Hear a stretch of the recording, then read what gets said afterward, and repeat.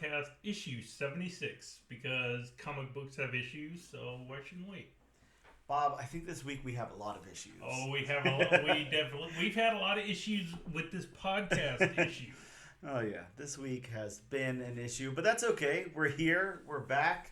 Yeah, we're doing it. We're doing it. We're getting it done. We're making the magic happen. That's a topical reference to today's episode, right? Yes, we are. I'm your co-host Bob, and with me each and every other week is my co-host with the most, Dan. Say hey, Dan. That's me. I'm your magical co-host for the evening. Yeah. We are a weekly comic book podcast that takes a deep dive into a new #1 issue that is coming out this week. We cover the beats, the story, the narrative, the art, whatever else we feel like. All the stuff that's in a comic book, you know. Yeah. And this week we will be covering the all-new #1. Bob, from DC Comics.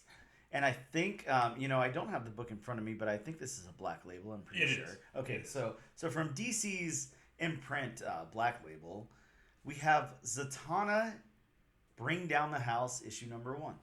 It's been a hot minute since we've done his EC book, so I'm kind of looking forward to it. It has, and this is definitely our first Zatanna or Zatanna, or however you like to say it. I go with the Zatanna, but I don't know. I might change it, midway through the episode. You never know. I mean, potato, right? tomato, tomato. Zatanna. Zatanna. I think that's a good one to add into the rotation. Like anytime you have to say potato, tomato, all that, Zatanna. It's a good one. Yeah. I love it. We also, if any comes out that week, we also cover and discuss any type of news that's dropping, whether it be trailers, comic book related, non-comic book related. We like to go on tangents, so we never know where it's going to go. You never know what you're going to get. It's like that movie about Tom Hanks where he's... I don't know if I've seen that one. Yeah, I think he was like in some kind of war or something. Anyway, something about not knowing what you're going to get. I don't know. There's some kind of quote there. Yeah. And with all that being said, we will be back in a minute.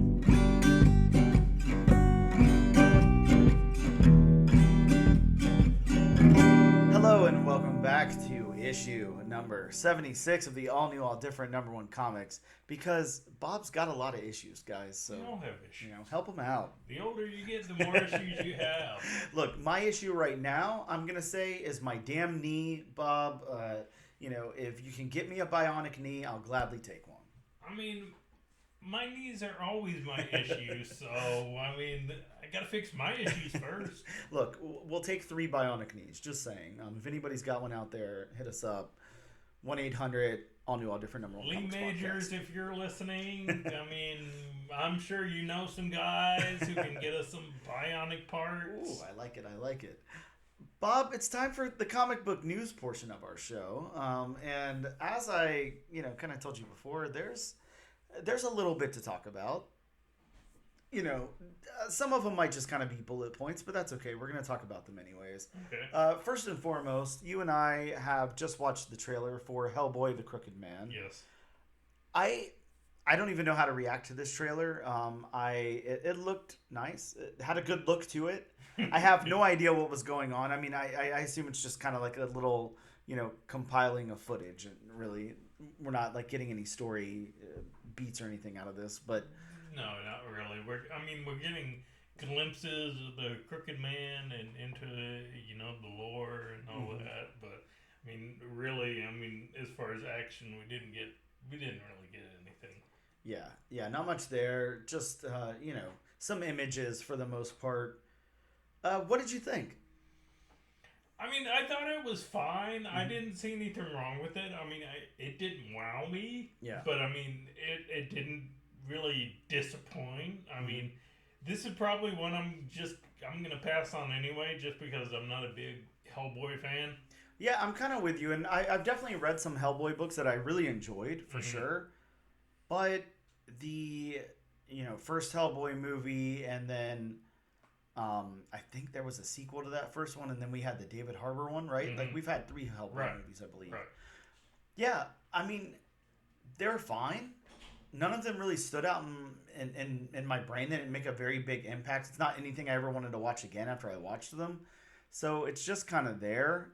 I mean, super cool for the really big Hellboy fans and all of that, but yeah, it's not really my thing. I'm not too sure why. I'm not too sure what doesn't stick for me about it, but it's almost like, well, I mean, I can't call any of it bad. You know, it's not like watching, you know, Aquaman or you know, some of the DC movies that I really dislike, but I don't know. It's just, I didn't really get anything that interesting out of any of it, so I don't know.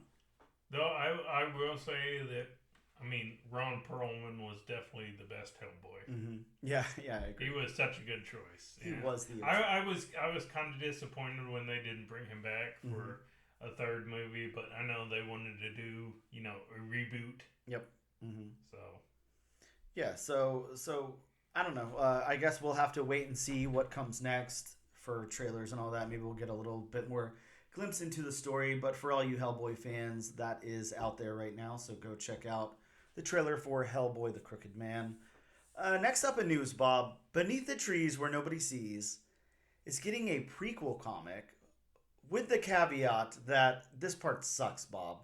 It's a San Diego Comic-Con exclusive. So, yeah, you can't run into like a local shop and buy it or anything like that. So. And yeah, that means it's gonna go for big money on. Yes, yeah, you and I aren't getting a copy of this thing. No. This is not going to end up in your local dollar bin. That's kind of disappointing. I did see something about that on what was it, Instagram? Yes. I think it was Instagram yesterday. I thought it was just like an exclusive cover. No, it's the entire book is that. So yeah, kind of sad. Kind of sad. Disappointing. Is it going to be written by Patrick Horvath? Yes. Oh. I know, right? So it's really kind of like we're missing out here. Yeah. I'm kind of, you know, I'm a little upset about this. I can't lie. I am too.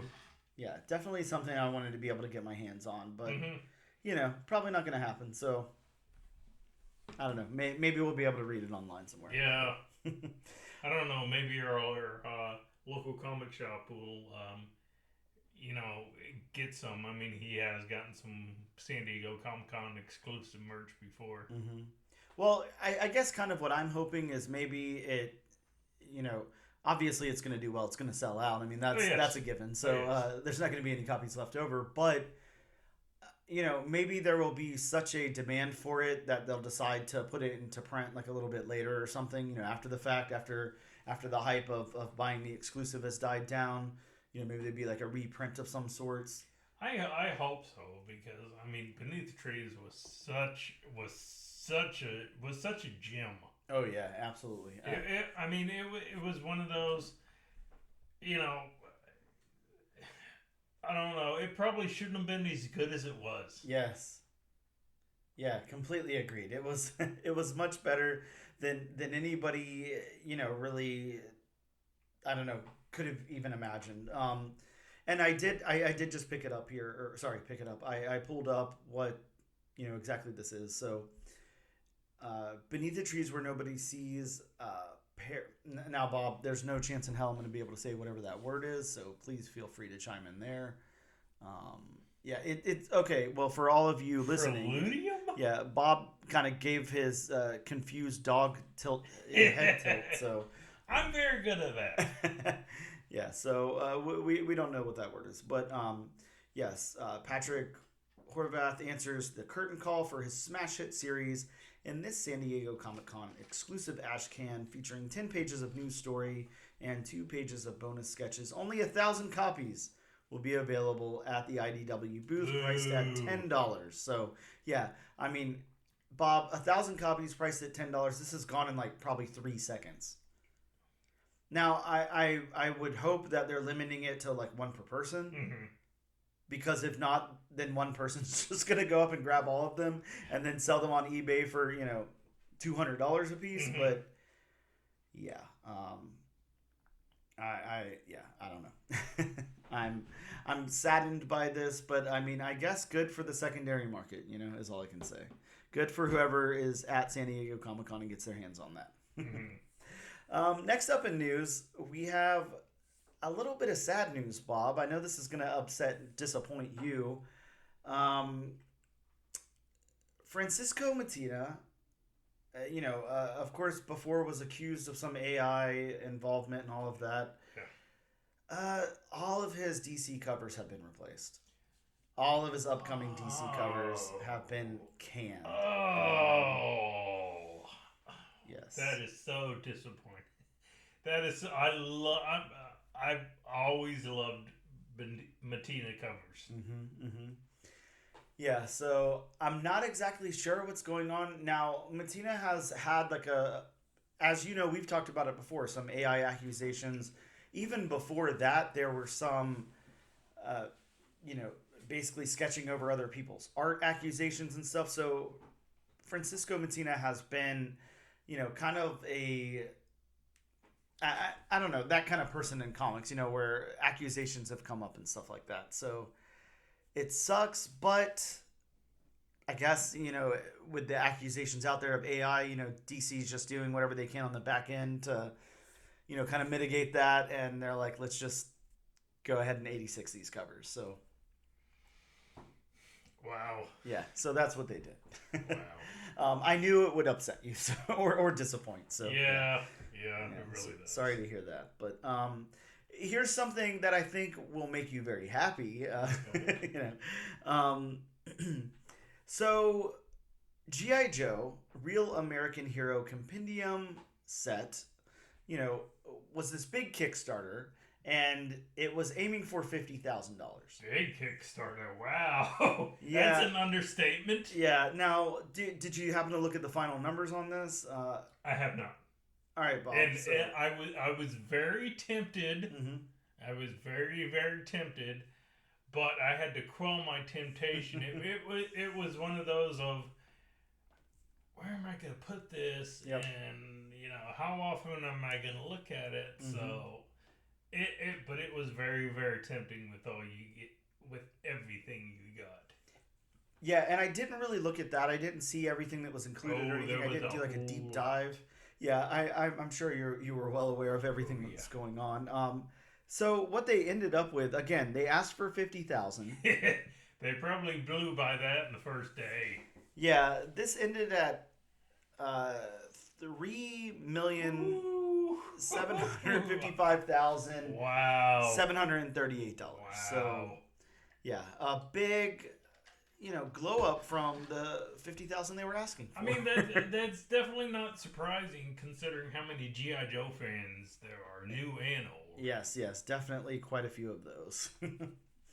Well, good on them. I'm happy that they got that. That's really cool, and that goes to show you, that crowdfunding, really does something. It's really important to the industry, especially now. The industry has changed a lot. Crowdfunding really helps out a lot of that kind of stuff. Of course, it doesn't hurt that it's G.I. Joe, a franchise that everybody knows about. Yeah, I was gonna say. I mean, crowdfunding is a really good thing, mm-hmm. but crowdfunding, especially with these franchises that have always been popular. Mm-hmm. I mean, I'm sure, and I'm kind of waiting for it. I'm kind of waiting for Transformers Compendium. Yes. Now that they've done G.I. Joe, I'm kind of waiting it's coming. Yeah. There's no way it's not. I'm hopping on that if they do it. Yeah. Don't be left behind on that one. No. So next up, Boom Studios. I don't know if you remember this book, Bob. I can't remember exactly when it came out. I want to say it was like 2 years ago. I don't know. Either way, it's a Vicious Circle. And it's been optioned from Universal Studios. So we are getting a film adaptation, of A Vicious Circle. It's spanning from the 22nd century Tokyo to 1950s New Orleans to the Cretaceous era and beyond. Two mortal rivals are locked in a battle of wills that spans millions of years. So just imagine this on the screen, especially with like a nice big budget. And like I said, it's coming from Universal Pictures. and it's Mattson Tomlin writing and Ryan Coogler producing. So there's got to be some money behind this thing for sure to be able to pull out all the CG and everything that's gonna be needed for this. But wow, spanning millions of years. So you said it was a time spanning adventure between two rivals, right? Yes. That kind of sounds like Highlander. Yes, but I guess you're right. I didn't think about it that way. Huh. Sans the instead of just in Scottish times, you have the millions of years. So I guess you could say it's Highlander mixed with the Immortal Man and Vandal Savage. Yeah. I like how focused this sounds, though. I'll give it that because Highlander can go places for sure. Vandal Savage, while a good character, has the this is a DC villain. There's how many times can you encounter Batman? Before I get bored. So I don't know. This seems a little more focused. I didn't read the book, but I do have a copy. And I know it's hitting, upwards. I think today it's, hitting like the $30-$40 mark on the secondary market. So, pick up a copy if you can. But this is the, kind of magazine size. So this is one of the bigger books. It's not, your small regular size comic. So be aware of that. If you if you order a copy off eBay or anything and you haven't seen the book, it's going to come. It's going to be a little bit bigger. But hopefully, those usually end up in a higher grade as well if you get them graded. So at least there's that. Bob, we've got a Blade Red Band miniseries coming. So Blade is getting the Red Band treatment for a solo series. As we all know, pick up Blade solo series. You never want to sleep on those. Every single Blade solo series has done pretty cool stuff. So definitely something I'm going to be picking up, of course. But also, it's Red Band. It's polybagged. It's going to be bloody and crazy. So I'm really looking forward to that version of Blade in Marvel Comics. Speaking of Marvel Comics, Marvel has sent out a surprise variant for Moon Knight Fist of Khonshu 0. So it's like a 0 issue. Of course, I guess this is a spoiler if you haven't read Blood Hunt 4 yet, but looks like Mark Spector might be back, in the mix of things. And this one's also selling very well in the secondary market. If you pull it up on eBay, you're getting sales. There's some outliers that are almost $200, but it's definitely hitting like pretty regularly like $90 to like $100. So. Wow. Yeah, definitely look out for that in local comic book shops this week. I got my copy, Bob. So, I don't know. Score yours if you can. I guess at our shop you'll have to, enter into a raffle or whatever to get that. But waffle. Sorry, waffle. Can't use the word raffle. No.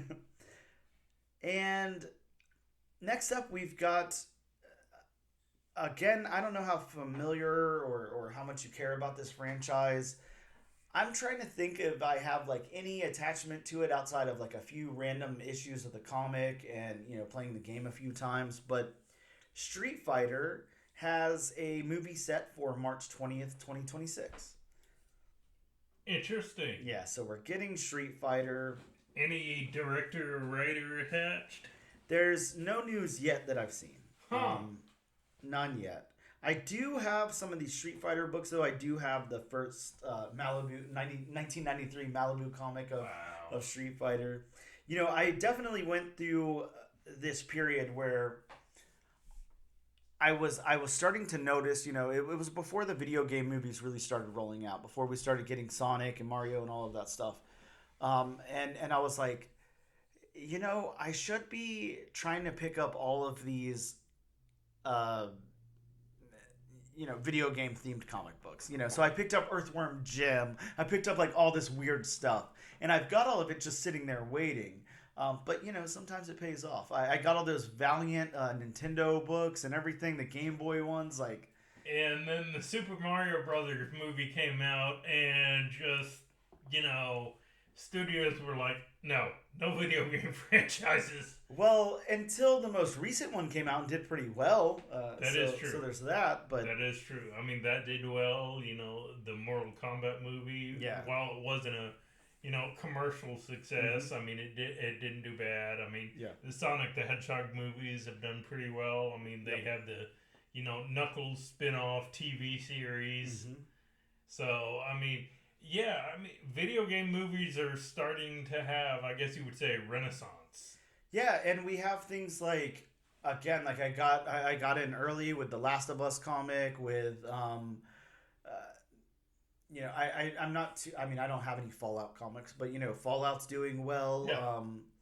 Yeah, I don't know. There's just, I feel like, I mean, maybe not now. I think you probably missed the window if you're trying to buy video game comics at this point, but... a couple of years ago, definitely the time to pick that stuff up. Even if you had to spend like a good, chunk of change on one, I think that I paid a good $50 or $60 for that Last of Us #1, but I don't know what it's worth right now. But I know when the show was first coming out, it was hitting $300-400. So I'm sure it's settled quite a bit, but it'll tick back up whenever the season 2 comes out and all of that. So. Yeah, definitely. I don't know. I like kind of chasing those trends. It's kind of fun for me, seeing what's gonna happen, and all of that. So I'm big on that. But yeah, Street Fighter movie. I don't know much about Street Fighter. I really like Mortal Kombat because there's like supernatural elements involved. I feel like Street Fighter doesn't really have that. It's just more. I don't know, dudes. Well, I know, fighting in the street. I know the original Street Fighter movie. While it wasn't great by any means, I'm talking about the Raul Julia, Jean-Claude Van Damme, movie. It became a cult classic just because it was so bad and so cheesy, and the acting was just wonky, and I mean. It was one of Raul Julia's last roles. So I mean, I think for him, I don't want to say it was just a payday. Yeah. But I think for him at that point, because I mean, Raul Julia he was an in-demand actor. And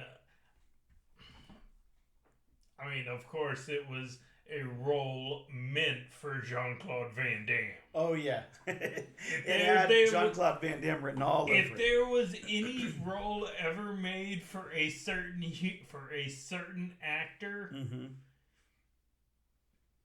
Guile was made for Jean-Claude Van Damme. Even though Guile's American and Jean-Claude Van Damme is far from American.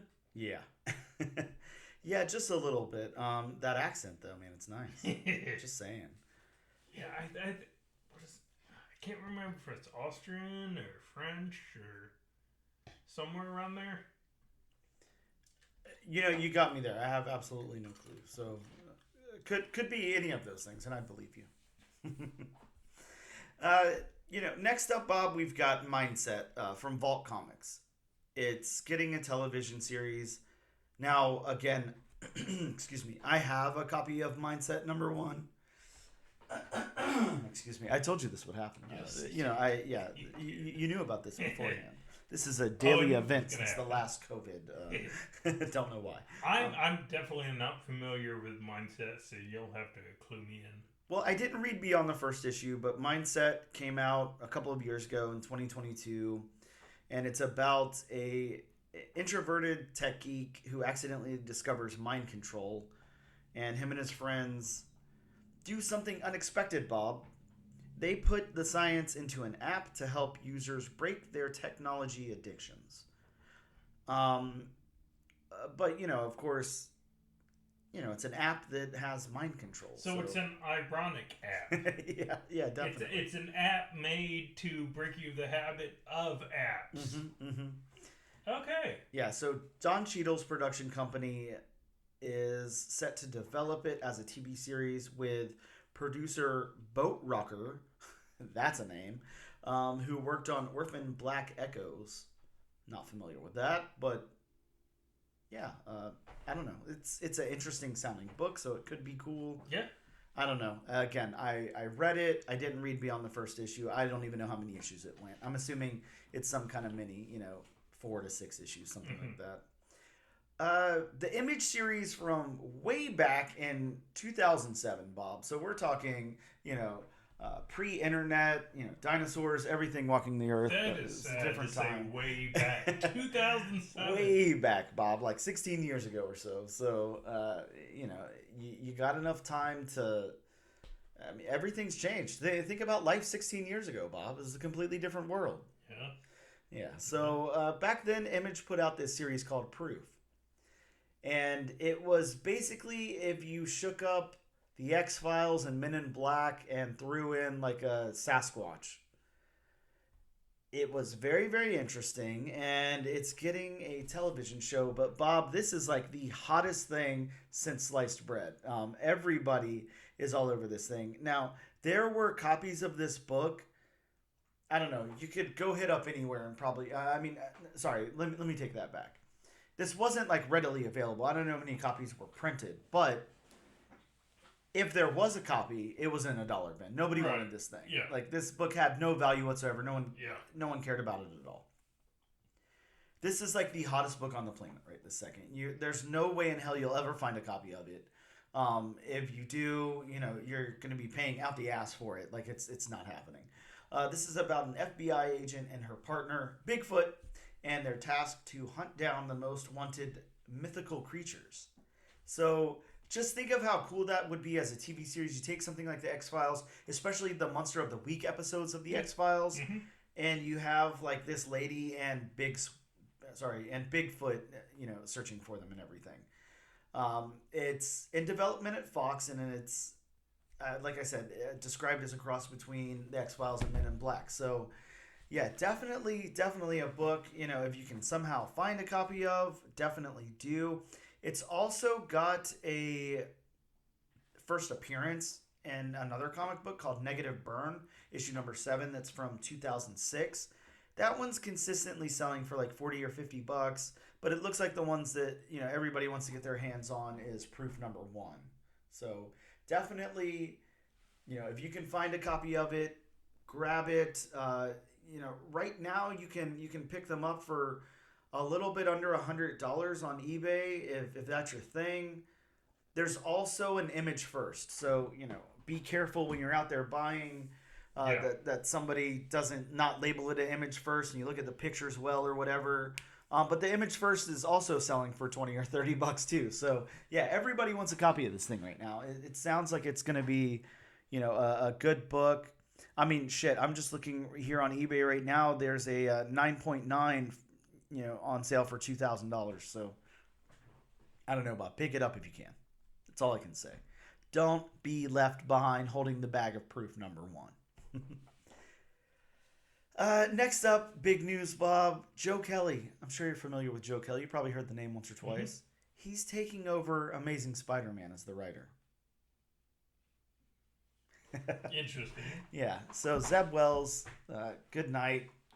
Joe Kelly, welcome over. I'm assuming, we're going to start at number 1 with this, I would guess, but I don't know if that information's out there yet. Now, what are your thoughts, Bob?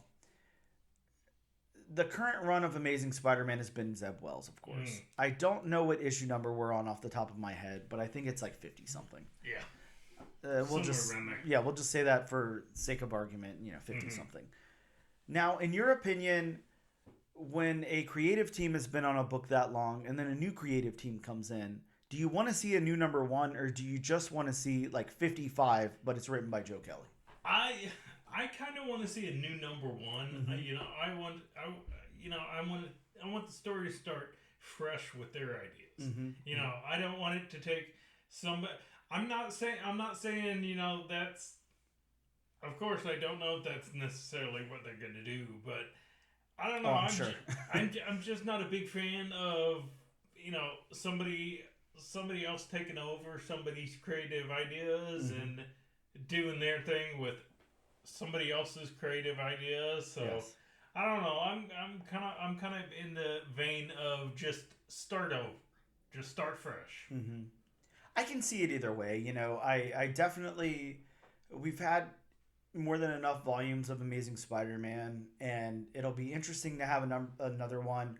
I'm definitely excited to get that number one. Hopefully, you know, Joe packs it up with some, you know, first appearances or whatever, and really stacks things in our favor. But at the same time, I do, you know, numbering gets hard. It's fine if it's advertised or not advertised, but it's fine if, like, you know, I'm well aware of what volume we're in and stuff like that. Sometimes that kind of stuff just gets so convoluted. Take, you know, Punisher or Deadpool or something where there's countless volumes. But I also, and this is a tangent that doesn't really apply to this, but, you know, I'll use this as my platform. I gotta say, Bob, I'm tired of the legacy numbering. It kind of bothers me, and I don't know why. It's just like, you know, here's Fantastic Four issue number 1000. I'm like, no, it's not. It's not Fantastic Four 1000. It's just, it gets a little frustrating. Well, my whole thing is, you know, especially if you've collected all the volumes so far, you know how many of those comics there's been. Yes. Yeah, you're right. I don't know. It's just one of those pet peeves that I have in comic books. The legacy numbering I could absolutely do without. Yeah, the legacy numbering. It's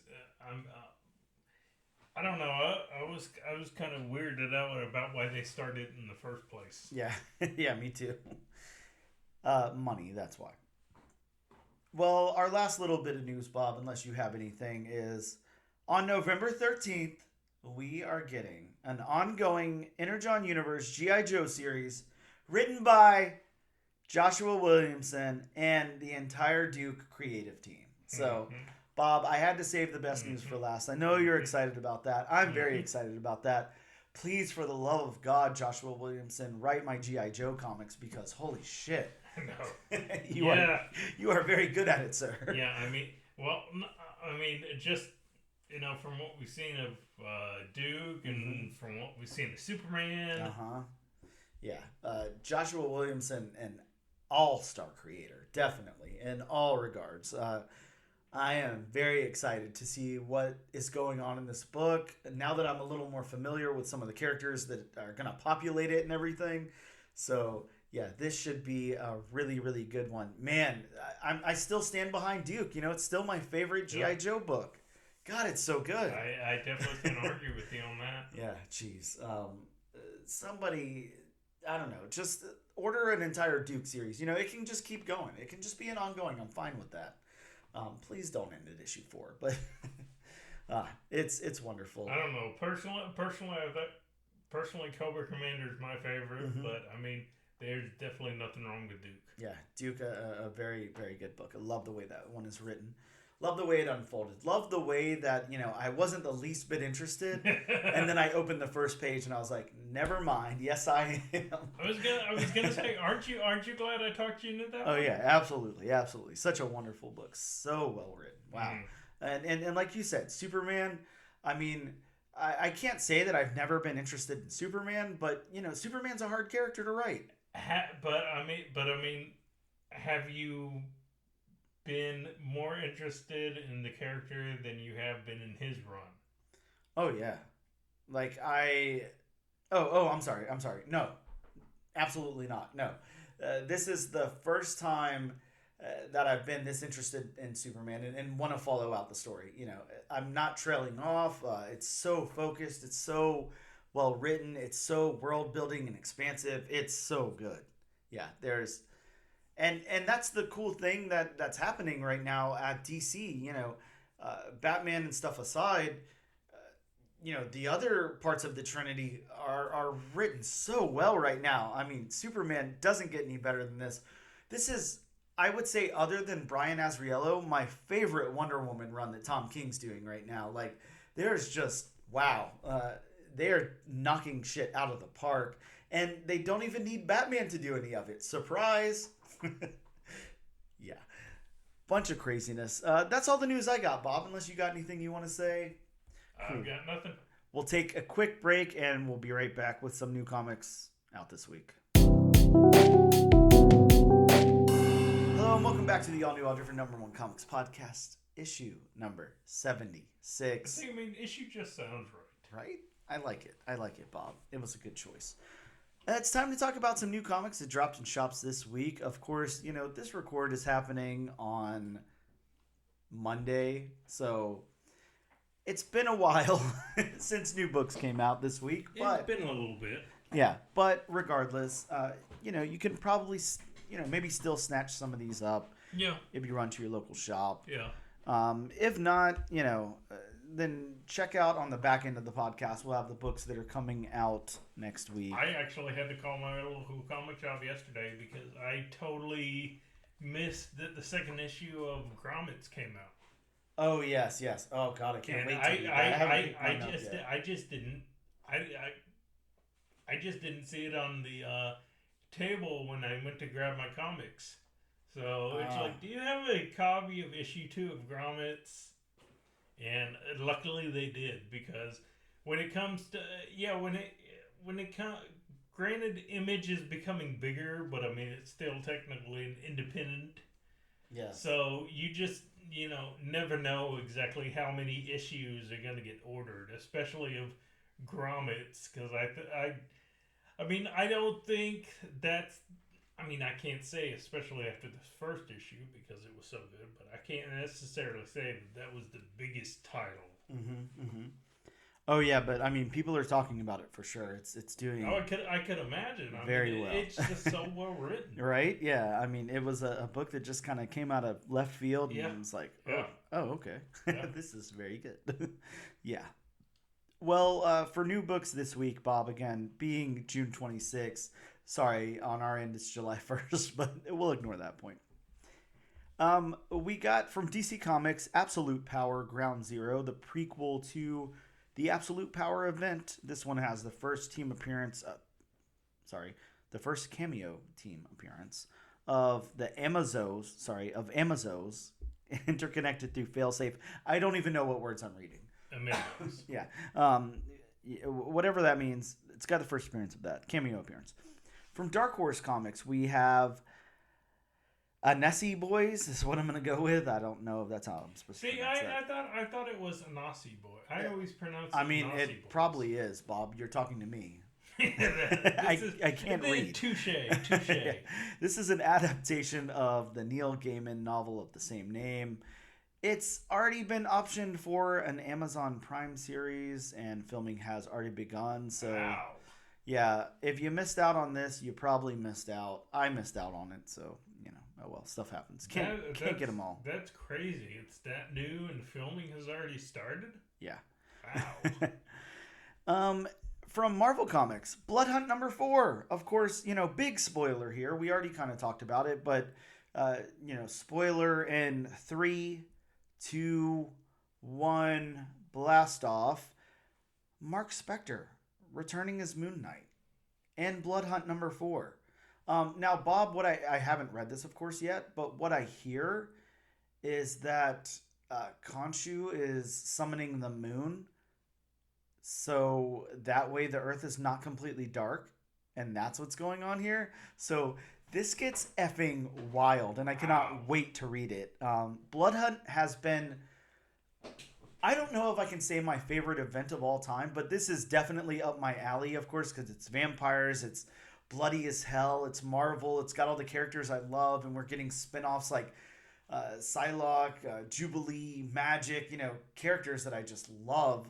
So, man, this is so good. This event is freaking awesome. And, of course, you know, we're getting some really cool collectible stuff in there, you know, like the easy for you to say. Exactly, the poly-bagged editions and the incentives that homage like old Tales from the Crypt and stuff like that. And hey, speaking of that, Bob, issue number 4 got a 1 in 25 that was inspired by Tales from the Crypt 28 back from 1952.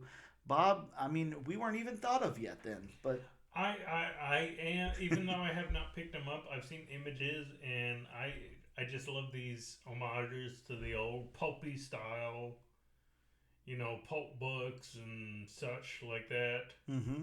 I am enjoying those. Yeah, they are really cool. Excuse me. Next up, we've got Detective Comics 1086 with the first appearance of Shadow Angel. Bob, that's a high number. That's a character. I'm surprised there hasn't been a Shadow Angel at DC Comics before this. We were talking about volumes of different comics. Mm-hmm. This is gonna be one volume that just never dies. Well, it did in the New 52, but Well, yeah, but one that never gets renumbered. Oh, actually, I'm sorry. It didn't die. That was Batman. Okay. Yes. Sorry, Detective Comics never. Yeah, they didn't get a number one. Sorry. My mistake. Please don't at me. Don't yell at me. Detective Comics and I think Detective and Action are pretty much the only two that have not gotten new volumes, so to speak. Yes. Completely. Crazy though. 1086, Bob. That's a lot of issues. That's a lot of collecting. Yes. From Image Comics, Bob, book we just kind of talked about, Grommets issue number 2. Mm-hmm. Yeah, man, this is wow. This is such a good book. I cannot wait to see what happens in 2. I was gonna say, if you haven't read issue number 1, go and pick it up. Yeah, you are absolutely missing out. Absolutely. I would love to see this adapted, but I don't know what they would do. Would it be live action? Would it be animated? I could definitely see it adapted. It had that. Did you ever see the movie Dazed and Confused? Oh yeah, it would have the Dazed and Confused, look, being in that era. Yes. But with skater culture. Yes. So I could definitely see that being. I could definitely see it even not having read the second issue, I could definitely see, even after the first issue, it being adapted into TV show. Yeah. Oh yeah, for sure. Man, I would love to see that. So, really cool stuff. Next up, Bob, a book that, holy shit, speaking of issue number 1 being amazing, Midnight Suns Blood Hunt number 2. The first issue of that was just all of the extreme 90s Marvel. So fun. Loved it. And of course it ties into the Blood Hunt event, so it doesn't get more fun than that. From Image Comics, Rook Exodus number 3. Bob, I just want you to know, now, I have a question for you. What is the most first appearances you've seen in a comic book? When you can think about it, just throw a number out there. Are we including number 1s? Sure. I probably off the top of my head that I can think of, maybe X-Men, maybe Uncanny X-Men number 1. Mm-hmm. Because you get the first appearances of the X-Men proper, you get the first appearance of Magneto. Yep. So that's probably the one I can think of off the top of my. I can probably think of different ones, but off the top of my head, that's the first one that comes to mind. Let's see. Next up. Well, sorry, not next up. The number ones. Sorry, I'm my head's all over the place. You'll have to let me take a deep breath and center here. Now, exactly. So the reason I asked for how many first appearances have you seen, I'm not going to count here. Feel free to count if you want. But Rook Exodus number 3 has the first appearance of Carapace, the Warden of Turtles. The first appearance of Renard, the Warden of Foxes. The first cameo appearance of Arcane, the Warden of Spiders. First cameo appearance of Hardhead, the Warden of Rams. A first cameo appearance of Stag, the Warden of Deer. First cameo appearance of Matterhorn, the Warden of Goats. First cameo appearance of the Locust, the Warden of Locust. First cameo appearance of Tatnica, the Warden of Bison. First cameo appearance of Jackrabbit, the Warden of Hares, first cameo appearance of Glacier, the Warden of Polar Bears, the first cameo appearance of Vermin, the Warden of Rats, the first cameo appearance of Cockrell, the Warden of Roosters, the first cameo appearance of Kitta, the Warden of Mountain Lions, the first appearance of Ka, the Warden of Pythons, and the first cameo appearance of Warhog, the new Warden of Boars. So between cameos and first appearances, because I don't know if you looked over here, but I was counting on my fingers. So if I'm correct, and if I didn't skip one, because I'm kind of torn between, did I count one twice or not? It's the number between cameo appearances and first appearances are either 14 or 15. Right? A lot. Holy, oh my God. If you are a collector, you need to pick this book up. Yeah, definitely. This is one I don't know, what significance this book has on anything. I didn't even read the first issue, to tell you the truth, but that's these were the Ghost Machine books. So we read Red Coat, and God, what was the other one? Because there was 3 that came out. I don't know. I read the other 2. I didn't read Rook Exodus, whatever the other one was. I obviously don't remember. But yeah, crazy. Next up from Image Comics, Self-Help #1, a pulp crime story about a rideshare driver who resembles an extremely successful self-help guru, stumbles into the situation of a lifetime, which, if he's not careful, may end his life. I don't know. Sounds like a normal day to me. From Marvel Comics, we got Thanos Annual #1. It is part of the Infinity Watch. The identity of the Death Infinity Stone host revealed to be... Do I spoil it here, or... Okay, spoiler alert. I was going to say, do a 3, 2, 1. 3, 2, 1. Bob, it's Phil Coulson. Really? Yeah. Wow. Yeah, pretty crazy.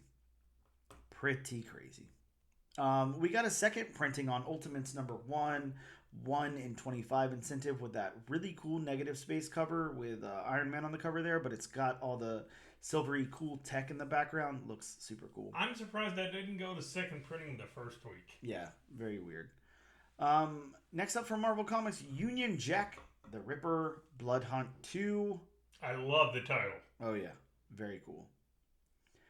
And we've got Vengeance of Moon Knight issue #6. This is a tie-in to the event, of course, for reasons. We got X-Men Magic Blood Hunt, the event tie-in there. This is the introduction of a new Vampire Coven leader that is the villain of this one-shot. If this is anything like the Jubilee one-shot, I'm going to be very, very excited. So that's all I can say. And, of course, last but not least, from DC Comics, Zatanna, Bring Down the House, issue 1 of a 5-issue limited series. And that's all I got, Bob, unless you have anything you want to throw in there. Nope. Cool. We'll take a quick break, and we'll be right back in just a moment.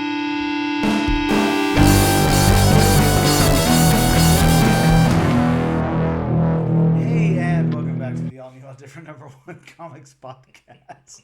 Bob, I think I woke you up there. Yeah, you did.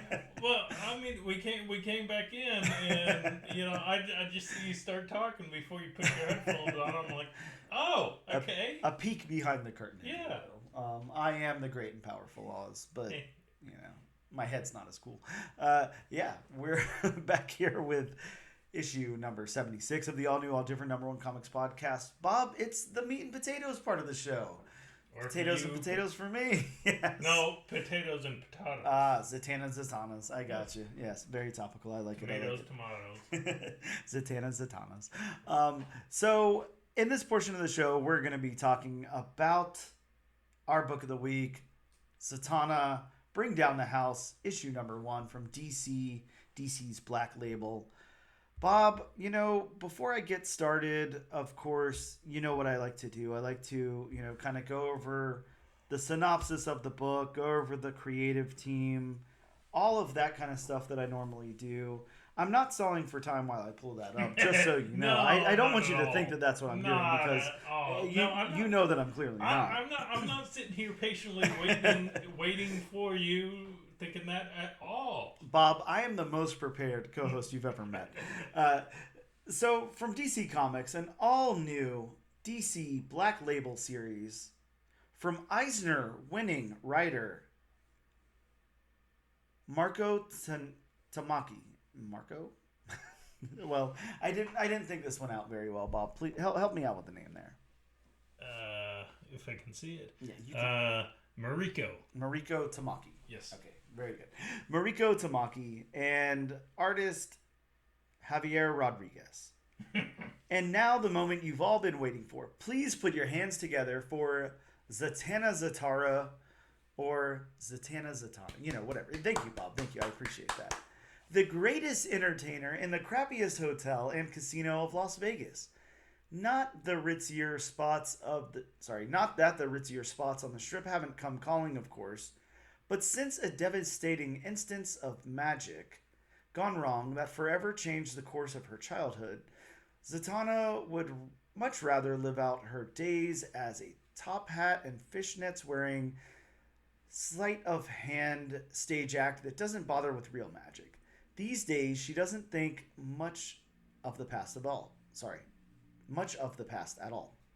That is until an interdimensional vortex cracks open during Zatanna's act, and a terrifying demon crawls out to kill her. If she hopes to survive the horrors that follow, she'll need to take herself and her power seriously for the first time in a long time, and fast. Because when it comes to your past, you can run, but you can't hide forever. Like I said, this one being written by Mariko Tamaki and art by Javier Rodriguez. Let's get into Mariko. Mariko is a Canadian artist and writer. She's known for her graphic novels Skim, Eskimo Superstar, and This One Summer. And she's worked on several fiction and nonfiction titles as well. But in comic books, she's worked on Detective Comics, on X-23 for Marvel, on Wonder Woman, on Tomb Raider, on Hulk, on Archie, on Crush and Lobo, if you remember that little series, on Adventure Time, on Overwatch Tracer London, Calling on She-Hulk, on Buffy the Vampire Slayer Willow, Supergirl Being Super, Future State Dark Detective, Teenage Mutant Ninja Turtles Casey and April, Thor and Loki Double Trouble, Peter Parker and Miles Morales Spider-Man Double Trouble. And yeah, the list kind of goes on and on because holy crap does it. She's done quite a bit. So I think we can stop there with her credits and move over to Javier Rodriguez, a Spanish comic book artist and colorist working for Marvel and apparently DC. I don't know when the last time they updated his credits there, but he's worked on Amazing Spider-Man, on Daredevil, on Fantastic Four, Spider-Woman, History of the Marvel Universe, Doctor Strange and the Sorcerer Supreme, Exiles, Daredevil, Green Arrow, Breach, Batgirl Year One, House of Slaughter, Defenders, Spider-Woman, Doctor Strange The Oath, The Superior Spider-Man, Royals, Legion, Captain Marvel, Avengers Prime. I could go on and on. I'll stop. I'm going to read my synopsis now, Bob, because, wow, we could go forever. Zatanna Bring Down the House. Number 1 opens with Zatanna as a kid trying to do magic tricks in front of a group of other kids. She fumbles, then goes back home to talk to her dad, who's a real magician. She tries the trick again, and one of the kids taunts her, and then she does something to him. Flash forward to Zatanna as an adult waking up in her Las Vegas, apartment is what I'm going to go with. Zatanna goes for a run, and it seems an unknown force follows her. As Zatanna arrives at the Golden Dice to do her show, another woman comes out to court her, but Zatanna dismisses her. Zatanna meets up with a friend, and she tells her that someone keeps showing up at all of her shows. Zatanna does her show, After it's over, a young fan and her aunt meet Zatanna and tell her why. Sorry, and tell her they notice it's strange that she never uses the word magic. We flash back to a scene from before when the kids and the boy. Sorry. Wow, I lost my train of thought there. We flash back to the scene before with the kids and the boy that something happened to. Zatanna's next show, she becomes determined to figure out who the mystery guest is and try some audience participation on her. When the woman mentions magic, Zatanna argues with her about only doing tricks. Suddenly, some weird monster appears on the stage and the two run away. The woman explains to Zatanna that it's her father, and she says that Zatanna killed him. Holy crap, Bob! Just rereading that synopsis that I wrote is just makes this sound insane. It was a little more coherent than what I wrote, but having to like retell it, it's a little odd. So let's go over the story. How did you feel about the beats of this one? Yeah, I like the beats. I mean, there was a flashback, yes, but I mean, it was just enough of a flashback to show what made Zatanna, or what molded Zatanna later on in life. Yes. And, then it goes into, basically a day in the life of Zatanna, I guess you would say. I guess it took place during the day. Yeah, I think so. I mean, yeah, it does, because it kind of illustrates, her out for her run and her showing up to the casino and everything. Yeah, so it takes place during the day. Holy crap, who runs in the middle of the desert? Right? Zatanna definitely does. That's for sure. I guess. And then it goes to, her signing autographs and a meet and greet after her show, and you have the little girl and her aunt who ask her that question, and then you see more of the flashback to the childhood, and then it starts going into modern, and then it jumps or goes back into her doing her getting ready for her evening matinee. Yes. Yeah, and I'm with you. I like the beats here. I like how there's like little flashback. It starts off with that, kind of flashback to her childhood. And I mean, the flashbacks don't slow down. Not at all. Yeah, they work very well. And it's,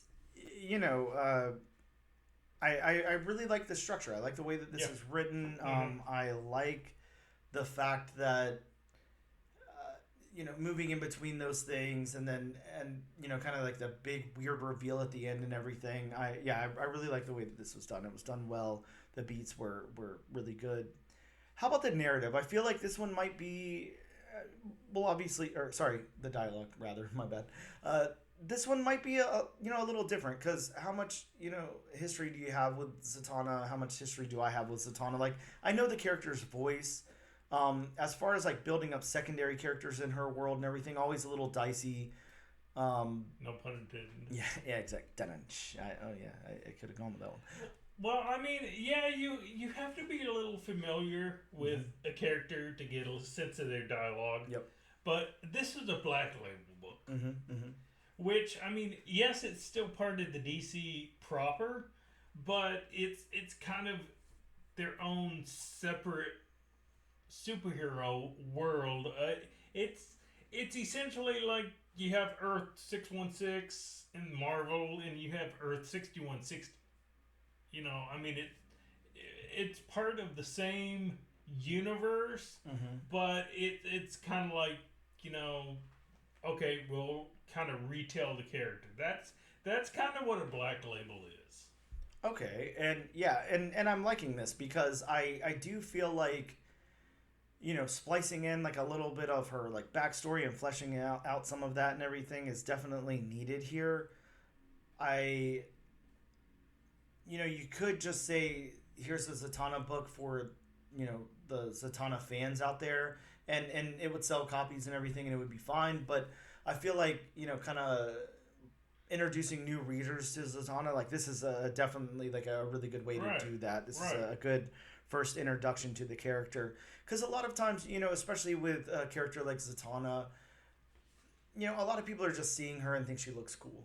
She's got a cool outfit. She's got her top hat and her fishnets, and as they illustrated there, and she's some kind of magic being, and that's all anybody knows about her. But she's actually a really cool character. She's had some cool miniseries and some great appearances, especially stuff with the Justice League Dark and all of that. So, really, I think that Mariko definitely nailed the voice here. Definitely nailed the dialogue. Yeah. I liked the secondary characters that we got and their voices, the mysterious audience member and everything, the way that was portrayed. Yeah, and I mean, it definitely, considering what they set up in the flashback, it definitely, leads credence as to why, Zatanna, is the way she is later on in life.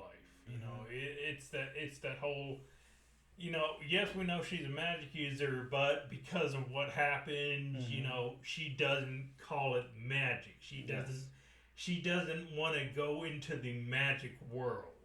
And I like the build up here because it's almost like, I'm expecting something really, really big to have happened with this kid, that was taunting her, that she's using or used the magic on that we don't get to see. But it could be anything, and it would work for the story, even if it, maybe she turned him into a bunny or something, it could be anything. But I'm expecting something kind of crazy here, and I think that will slowly unfold throughout the 5 issues, of course. I think that will be something that we get much later, not in the 2nd or 3rd issue or anything like that. But I definitely like it. How about the narrative of the book, the structured narrative and everything? I mean, the narrative. I mean, there isn't a whole lot I can really say about the narrative, especially negatively. But I mean, I can't really compare it. I mean, you got Zatanna, which of course something traumatizing happened when she was using magic or tricks and illusions, as she calls them, and it just traumatized her to the point where it's like, okay, I'm not going to use. I'm not going to do real magic. I'm fine doing card tricks. Yeah, doing sleight of hand and all of that. It is interesting to think about, though, because if you think about it in the context of this book, then are we supposed to think that as a small child, when she was first getting into magic and first being exposed to it and everything, that she really kind of did her first big magic trick and something bad happened, and then she hasn't done magic at any point from then to now? That's kind of the sense that I'm getting, because I mean, even the kids know she can do real magic. Yes. I mean, even they know who her father is. Because I mean, they allude to it. Yes. But yeah, that's what I get the sense of, that was her first time trying real magic, and just something went wrong. Very wrong. And she just resolved herself to never use actual magic again, or at least not on a grand scale. Use it for card tricks and sawing yourself in half. The next up, the world building, and I can lead on this one. I did really like the world building here. I thought it worked really, really well. Of course, we have Zatanna, I don't know, kind of playing with the other kids, like out in wherever they are. We go to her family's huge mansion. We get to see a little bit of the interior of that and everything, and a little bit of her dad. And then we get to see her life in Vegas, kind of in her own home there, and then her going out on a run, and her back at the casino and everything. And of course, I'm not trying to get into locations like we will for art, but I'm just saying, like, as far as that part, like, this feels really fleshed out.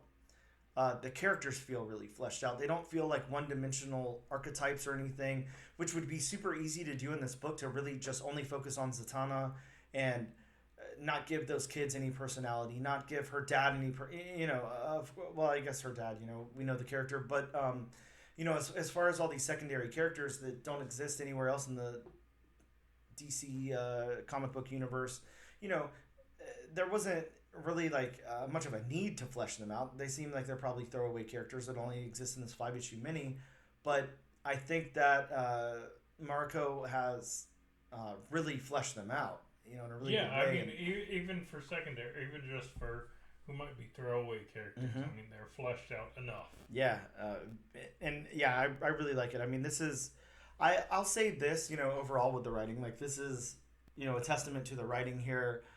Really, really outstanding writing. You can tell that Marika knows what she's doing, is a really good writer. Somebody that I'd be, I'm familiar with her work, but somebody that, after reading this, I kind of want to go back and check out some more stuff because it's really good writing. Even the detective stuff that I usually kind of dismiss because I'm not that interested in detective comics. I kind of want to check out, maybe some of her like big standout issues in that run because it's just, this is written so well, on this first issue here. Just really, really good. I like it a lot. I'd also be interested to check out some of her graphic novels, like I talked about before. She's got Skim, Eskimo Superstar, and This One Summer. Definitely some things that I'm going to go back and try to get my hands on and see if I can check them out because, yeah, just really good stuff. And unless you have anything you want to say about the world building, we'll go over to Javier and talk about the art then. So, how about the character art? How did you feel? I think that this is probably like a big point here. Again, like Zatanna is, even if you're really interested in the character or whatever, like most people just have a surface level realization of the character, and it's just, hey, that's kind of like that cool like magic chicken fishnets over at DC, So it's really, really important to get her imagery right and all of that. How did you feel about the character designs in this book? I mean, I thought each character had their own design. Mm-hmm. I mean, that's the biggest thing for me. Just don't make the characters look like one another. Yeah, exactly. And I'm just looking over some of it. I have it here digitally, because I sadly still haven't picked up my books yet. But, whenever Zatanna's like a little kid and we've got, kind of the little kids hanging out there and everything, it's got this cool vibe to it. It's almost like if you took pop art and you took something like Paper Girls or something like that and kind of just like had a baby there, that's kind of the art in this book. And then it gets a little darker as Zatanna's a little more grown up and everything. But man, the character designs are so good. The lines are so clean. Like, it's really, really nice. I love the way that Zatanna looks on stage and everything when we get these close-ups, and even the faraways with the less detail and everything I think look really good as well. I really like the artwork in this, and I really think that it complements the writing a lot too. And I mean, I wouldn't have put, as far as the art overall, I wouldn't have put two and two together. That this was this, because I was looking at this art and I was like, man, it kind of looks familiar. Yep. And I wouldn't have put two together, but I actually have all the issues of the history of the Marvel Universe. Oh yes, okay. And once you read that, it was like, that's where I know this art from. Mm-hmm. Yeah, some really good stuff. I mean, I really do like this art. I think that it's just done really, really well. Yeah, and you definitely are right. I mean, when I was reading this book, when I was first reading this book, I definitely, especially since, I'm an art fan, I did get that pop art, mm-hmm. like, Andy Warhol, some of the other pop artists of the time. I did get that vibe. Yeah, and I think that it really fits the book. I'm looking at one scene right now, and I'm going to tie this into characters here, but I want to say it's a little bit over the midway point of the book after Zatanna meets the girl and her aunt, and they're talking about magic and everything, and then we have that flashback to Zatanna not saying magic, and the kids, they have this great shot of the kids from the ground up, and they're looking in horror and running away and everything. Man, that's an amazing panel. That is some really amazing artwork. Then the next panel we get from there is, I don't even know what you call that effect, but it almost looks like a 3D rendering when you don't have the glasses on, and it's a bicycle, and then we have the word magic all over the place, and it's it's phenomenal. This is really, really good. It's done really, really well. Mm-hmm. Yeah, some really good stuff. So I like it a lot. Sorry, first appearance of the dogs in episode 76, but whatever, it has to happen sometimes. Yeah, but this is some top notch art. This works really, really well. It works really well with the book, and I really like it. It's something different, and I think that that's what this book needs. Yeah, it's also kind of got and feel free to chime in if you think I'm on the mark, or you think I'm out in left field. It has a little bit of that Birds of Prey style. Yes. No, I agree with you. I see a little bit of that in there. And it fits nicely in with that universe, which is good because we're in the DC universe, even though we're, kind of sidestepping the DC universe by... Yeah, I guess you could say Black Label is kind of DC adjacent. Mm-hmm. Yeah. But, yeah, it fits in nicely. I'd love to have, this 5-issue mini, collected right next to, a Birds of Prey, collected Kelly Thompson book. So, yeah, that would be cool. But yeah, some really good stuff here. Next up in art, let's talk about the backgrounds. Bob, this is a big one for you. I'm going to let you lead with it because we all know that here on the All New, All Different #1 Comics podcast, every comic has to pass Bob's background test. Mm-hmm. And, the caveat to that being, now Bob doesn't need every single detail completely illustrated or whatever in the background, but Bob needs it to work for the book, yes. and that's different in every situation, but I want to let you take it away, and I want to know if this one passes. Okay. Overall, yes, it passes my background test. Well, let me say mostly overall. Mm-hmm. And you might know why I say mostly overall. It's just those first few panels in the book. Yes. When it first opens up on Zatanna trying to, do the card trick with the group of boys watching her. Mm-hmm. And I know it's doing, I know the artist Javier is going for, just focusing on, the group of boys and Zatanna doing a card trick. Mm-hmm. But I would have liked to see more than just a solid color background. Okay. Especially since later on in the book we get that secondary flashback where it shows more of what happened, and then we see more of the park setting or whatever they're in. I would have liked to see that in the first few panels as opposed to just plain Jane gray background. Yeah, and completely understood. I'll say this about it. I think that everything's working in harmony in this book together. I think that it's going to pass, everyone. It's going to check every box for me. Mm-hmm. But personally, I'm seeing a lot of mood in this book. I'm seeing a lot of focus, shifting from things to things. I really like the interpretation of when we get out of the scene that you're talking about and we make it over to that first exterior shot of the mansion.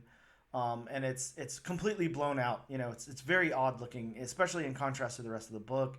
And then the next panel from there is the interior of the mansion, and Zatanna, kind of looking really down and out, walking up the stairs, and then we have an overlay of her opening the door with that skeleton key and everything. But that background looks like it's out of Beetlejuice or something. it's very fleshed out and looks really cool. Looks like it's in a Tim Burton movie or something. But there's so many different styles on display here. We get to the next panel where Zatanna gets to her father's, kind of office there, and there's bunny rabbits all over the place and hats levitating and smoke and all of that. And it's reminding me of, and now I completely forget the artist's name, Tradd Moore.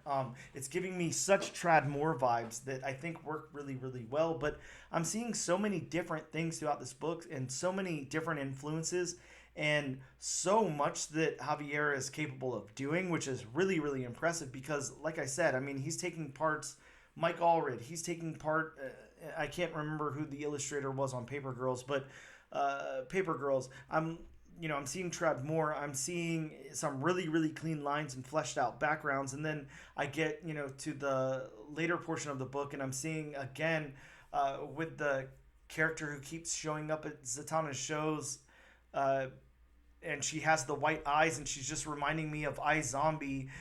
You know, like there's just some cool stuff in this book, and I'm with you. Some of the backgrounds were very, very sparse and didn't have much in them, and then some of them were packed to the brim. Mm-hmm. Some of them were very, very detailed. Yeah, especially the interior shots of the casino. Yeah, I mean, there's just so much here. So while I don't think every panel has a lot going on in the background, there's absolutely 158 million% something here for everybody because it shifts so much, but it all works together too. It's very interesting. It's definitely something you have to see. Not really anything I could really compare it to either. It's kind of its own thing, which is cool. It kind of gives me the vibe of those older Volume 1 Nick Fury. Yes. Comics. Oh, yeah, you are correct. Yeah, I didn't think of those. The Mariko comics. Oh, yeah. Those had some wonderful, wonderful art in them. Wow. Yeah. Okay, then locations. I kind of talked about them a little bit when we were talking about the story through the world building, but we could go over them again for sure. You know, we have Zatanna like out in the, I don't know, outdoors, you know, around her house or whatever. We have Zatanna in her father's crazy mansion and the exterior of the mansion. We have, you know, Zatanna over in her Las Vegas apartment. And then we have Zatanna out for a run in the Vegas desert. Then we've got the casinos, exteriors and interiors. We've got, you know, the stage.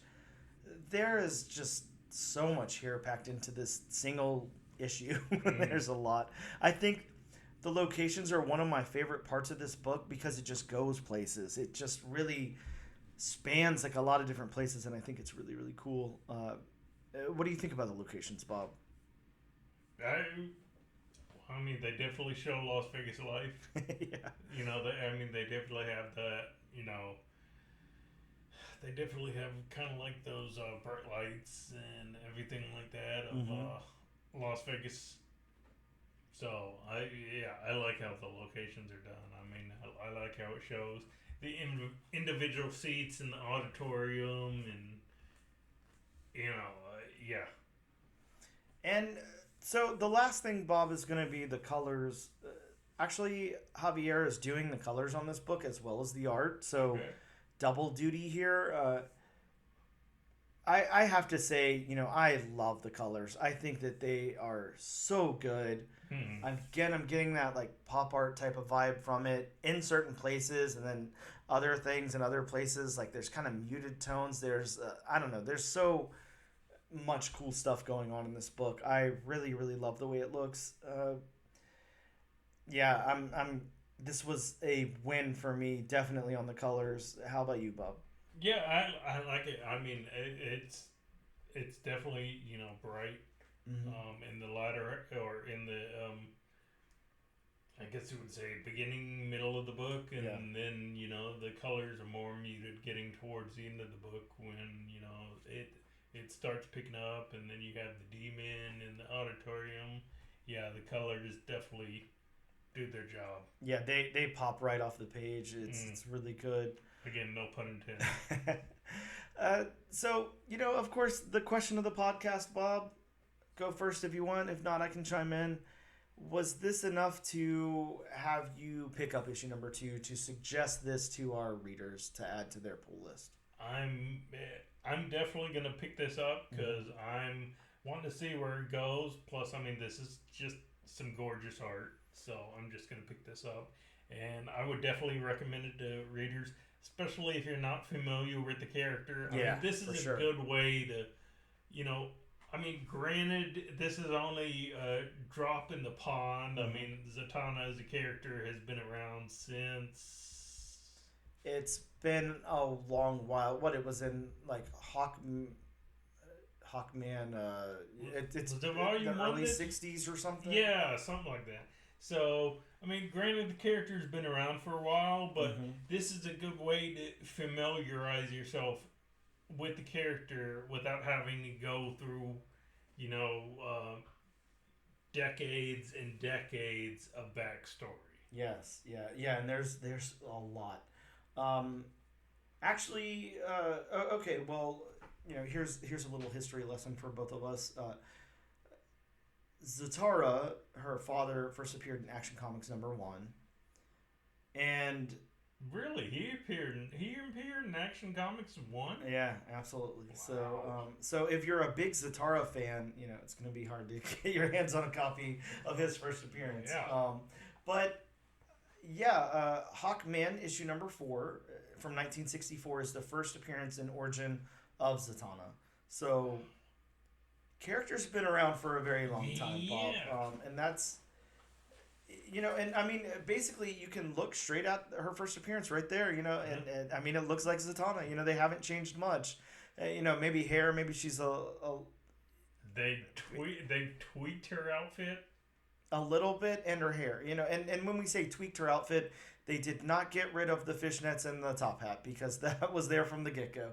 But yeah, this is I don't know, Bob. I don't know what to say here. This was an absolute win for me. This was such a good book. I really didn't know what to expect, to tell you the truth. I didn't really, think much of the creative team. Sorry, not think much as in like I don't think they're worthy. I just didn't put much thought into who the creative team was on this book when we landed on doing it. And I'm a fan of Zatanna. I think she's a cool character. Do I think that she's a huge mainstream DC character as much as she should be? No, and it's definitely something I was hoping would be good. But man, this was like really really enjoyable, super enjoyable. Every time I'm looking at it, I'm getting something different out of it. The art is phenomenal. Like when I tell you phenomenal, I mean this is 110% up my alley. The writing is really really it's just written so well. Mariko does such an amazing job on writing this book. And like I said, I mean, that even makes me want to dive into some of the detective stuff that she's written, which, I mean, it's very rare that you're going to hear me say I want to dive into a Batman book. So, yeah, I absolutely suggest everybody read this, add it to your pool, check it out. Um, I can't wait to pick up all the single issues and pick up the collected edition as well, so I can read it, over. But yeah, this is really, really good, and I liked it a lot. With that being said, we'll take a quick break while my dog makes that noise, and we'll be back in just a second.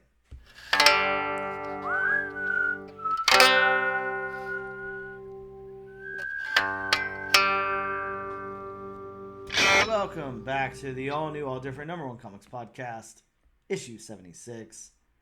Bob, it's time to talk about some new books that are coming out next week. But before we do that, it's disclaimer time. Welcome to disclaimer time. Gather around, eat some Cheerios, spill some milk on your pants. It's disclaimer time with Bob. Never on my pants, always on my shirt. Oh, okay. Well, I guess that makes more sense. But as I say this week and every other week, these are just a few of the comics coming out this upcoming week.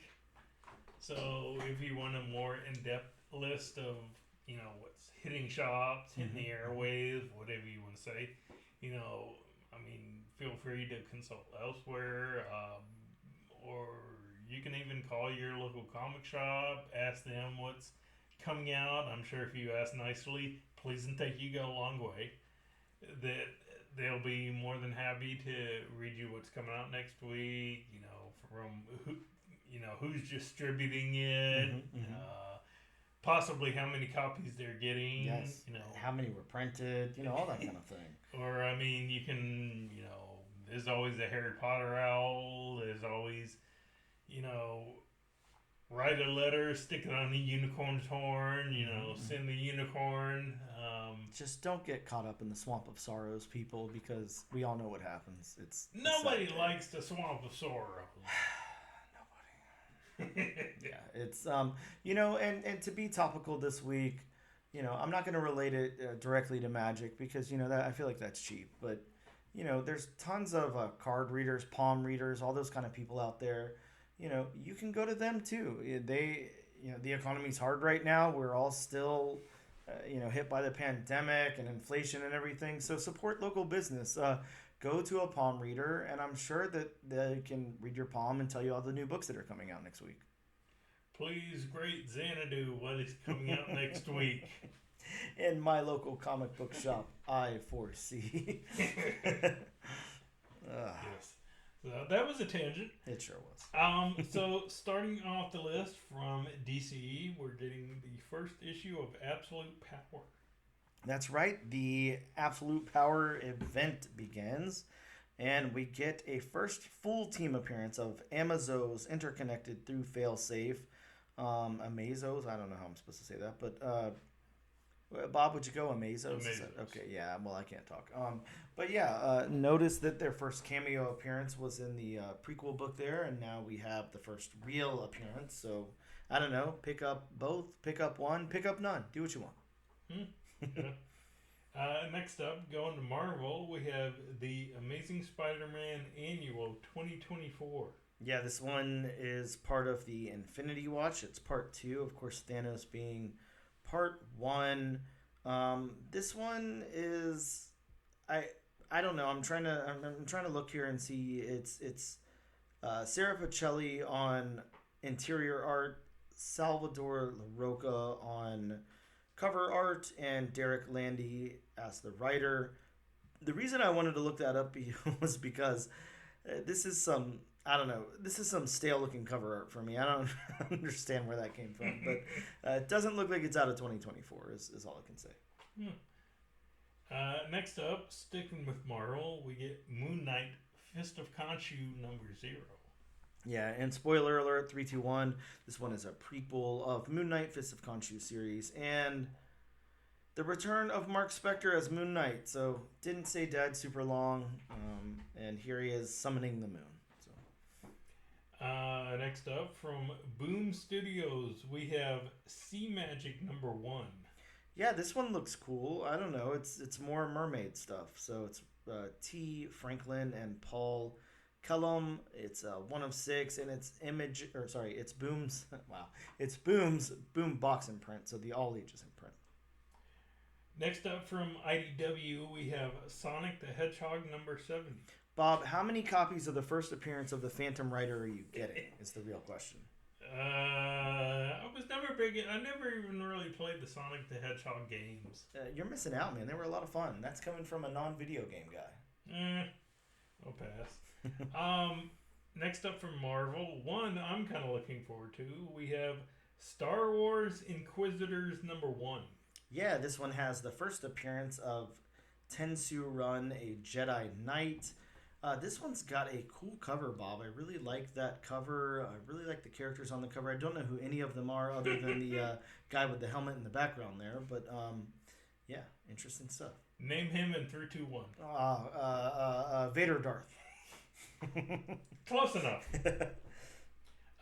Here's another one I'm looking forward to, and one you might be looking forward to. Mm-hmm. We have from Dynamite Comics, Thundercats Chitara #1.